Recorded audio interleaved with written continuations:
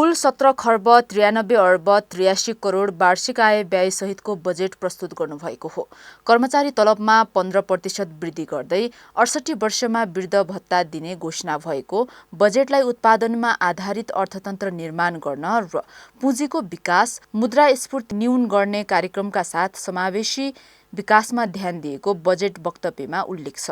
रोजगारी सृजना गर्ने, मानव संसाधनको अभिवृद्धि, जलविद्युत, पर्यटन र जलवायु परिवर्तनको असर न्यूनीकरण गर्ने बजेटको प्राथमिकता भएको अर्थमन्त्रीको बजेट वक्तव्यमा उल्लेख छ। स्थिरता, उत्पादनशीलता र रोजगारी वृद्धि, समावेशी विकास, आत्मनिर्भरता र आर्थिक समृद्धि भन्ने ध्येयका साथ प्रस्तुत बजेटका उद्देश्यहरू निम्नानुसार रहेका छन्।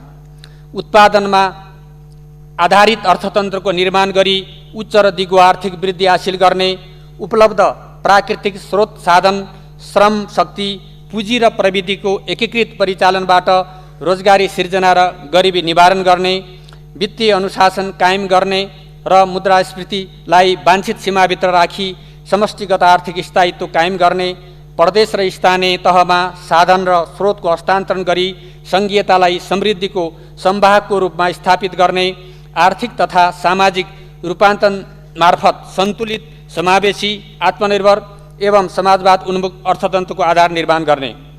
बजेटका प्राथमिकताहरू निम्नानुसार तय गरेको छु।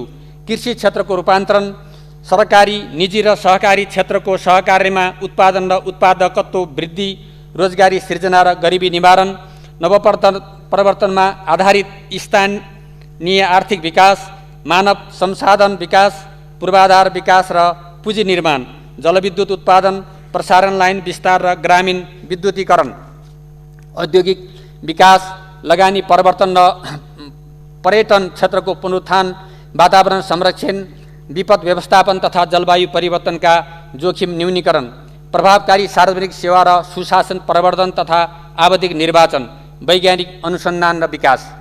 सम्मान्य सभामुख महोदय, सम्मान्य अध्यक्ष महोदय, नेपालको कृषि क्षेत्रको रूपान्तरण गरी उत्पादन वृद्धि र रोजगारी सृजना गर्न, निर्यात प्रवर्धन र आयात प्रतिस्थापन गर्न, अर्थतन्त्रलाई आत्मनिर्भर बनाउन र निरपेक्ष गरिबी निवारण गर्न देखाएका नीतिगत सोचका आधारमा आगामी आर्थिक वर्षको बजेट तर्जुमा गरेको छु। उक्त सोचलाई कार्यान्वयन गर्ने कार्यक्रमहरू क्षेत्रगत विषयमा प्रस्ताव गरेको छु।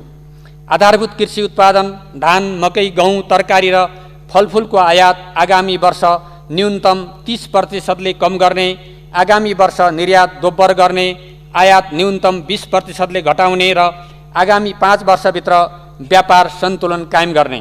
बजेटमा आदिवासी जनजातिहरूका लागि नेवा सङ्ग्रहालय, गुरुङ सङ्ग्रहालय र जनजाति सङ्ग्रहालयलाई बजेट विनियोजन गरेको अर्थमन्त्री शर्माले बजेट वक्तव्यमा उल्लेख गर्नुभएको छ। उहाँले जीवित सङ्ग्रहालयको सन्दर्भलाई पनि स्मरण गर्नुभएको छ। लिम्बू, राई, थारू, गुरुङ, कुमाल, मगर, हायु, राजवंशी लगायतका जनजातिका मुख्य थलो, सांस्कृतिक रूपमा मिथिला क्षेत्र, आधुनिकताले नछोएका गाउँहरू र ग्रामीण जीवन, विशेष प्राकृतिक स्थल तथा भिन्न प्रकारको संस्कृति एवं रहनसहन भएका क्षेत्रलाई आकर्षक पर्यटकीय गन्तव्यको रूपमा विकास गरिनेछ। सगरमाथा क्षेत्रमा पर्वतारोहण अनुसन्धान केन्द्र र शेर्पाहरूको साहसिक पहिचान झल्किने सङ्ग्रहालय स्थापना गर्नेछ। 500 भन्दा पुराना हिमाली गुम्बाहरूको संरक्षणको लागि हिमाली गुम्बा संरक्षण कार्यक्रम सञ्चालन गर्नेछ। काठमाडौँ महानगरपालिकासँगको सहकार्यमा एक नेवा सङ्ग्रहालय स्थापना गर्नुका साथै पोखरामा गुरुङ मौलिक संस्कृति संरक्षण गुरु योजना कार्यान्वयन गर्न सहयोग गरिनेछ। कृषि क्षेत्रलाई निकै जोड दिएको बजेटमा किसान पेन्सनको नयाँ अवधारणा पनि ल्याइएको छ। बढ्दो खाद्य सङ्कटका सम्बन्धमा केही सुधारका कार्यक्रम ल्याइएको छ। बजेट वक्तव्य मार्फत धान, मकै, गहुँ र तरकारीको आयातमा 30% घटाउने घोषणा गरिएको छ। आत्मनिर्भरताको लागि कृषि उत्पादनको राष्ट्रिय अभियान वर्ष हुनेछ।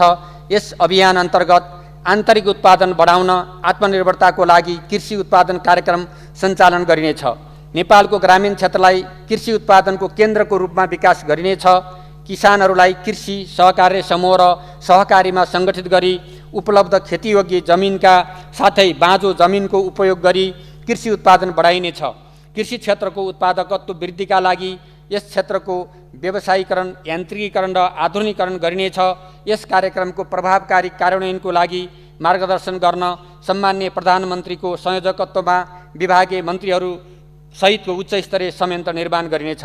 कृषकहरूलाई सरल र सहज रूपमा बिउ, मल, प्रविधि, सिँचाइ सुविधा उपलब्ध गराउने, लघु वित्त मार्फत सहुलियतपूर्ण कर्जा प्रदान गर्ने, कृषि बीमा विस्तार गरी प्रभावकारी कार्यान्वयन गर्ने, कृषि उत्पादन सङ्कलन केन्द्र निर्माण गर्ने, कृषि उत्पादन ढुवानीका लागि कृषि एम्बुलेन्सको व्यवस्था गर्ने, उत्पादित वस्तुको मूल्य निर्धारण गर्ने, कृषि उत्पादन बिक्री वितरणको लागि बजारको व्यवस्था गर्ने तथा स्थानीय तहले तोकेका विशिष्टकृत कृषि तथा पशु उपजको न्यूनतम समर्थन मूल्य तोकी खरिद गर्ने प्रत्याभूति गरिनेछ।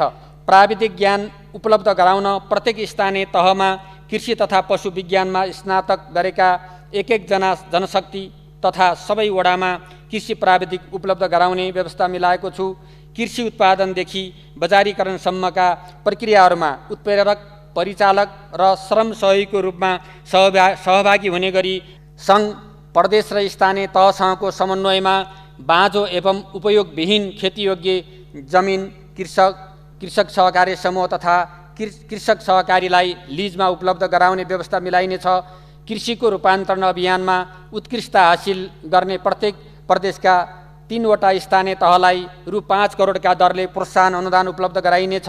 सङ्घ, प्रदेश र स्थानीय तहको लागत साझेदारीमा सञ्चालन हुने आत्मनिर्भरताको लागि कृषि उत्पादन कार्यक्रम कार्यान्वयनका लागि रु 10 अर्ब विनियोजन गरेको छु।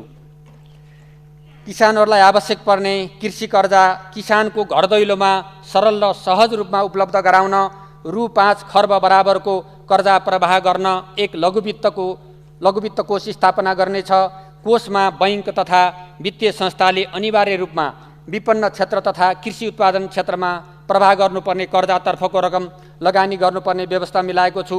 बजेट वक्तव्य मार्फत केही जिल्लामा सुत्केरी भत्ता बाँड्ने पनि घोषणा भएको छ।